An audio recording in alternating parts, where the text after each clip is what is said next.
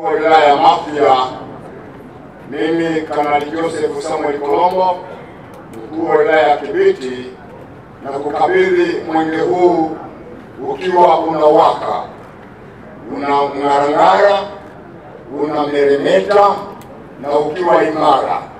Pia na kukabidhi msafara wa wakimbiza mwenge wa uhuru kimkoa na wakimbiza mwenge wa uhuru kitaifa wakiwa 6 wakiongozwa na ndugu yangu Ismail Ali Usi, wote wakiwa na afya njema. Ewe Mwenyezi Mungu nisaidie.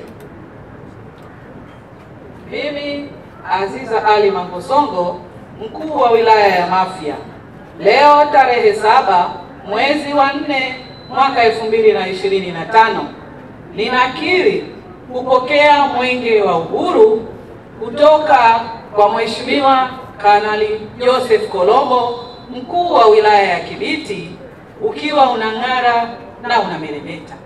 Lakini pia nakiri kupokea wakimbiza mwenge wote 6, wakufunzi na viongozi wanaotoka mkoani. Ndugu kiongozi wa mbio za mwenge wa uhuru kitaifa mwaka 2025, pamoja na Mheshimiwa mkuu wa wilaya ya Kibiti, mwenge ndani ya wilaya ya Mafia utakimbia kwa umbali wa kilomita 64.9 ndani ya wilaya, lakini vile vile utakimbia nje ya wilaya ya Mafia mpaka pale tutakapoenda kukabidhi katika wilaya ya Bagamoyo kwa umbali wa kilomita 241.1.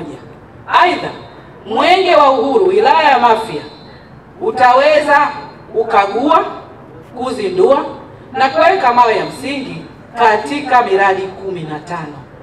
Miradi hiyo 11 itakaguliwa, miradi 3 itazinduliwa na mradi mmoja utawekewa jiwe la msingi. Miradi hiyo yote ina gharama ya shilingi bilioni 2.8. Mwenyezi Mungu nisaidie.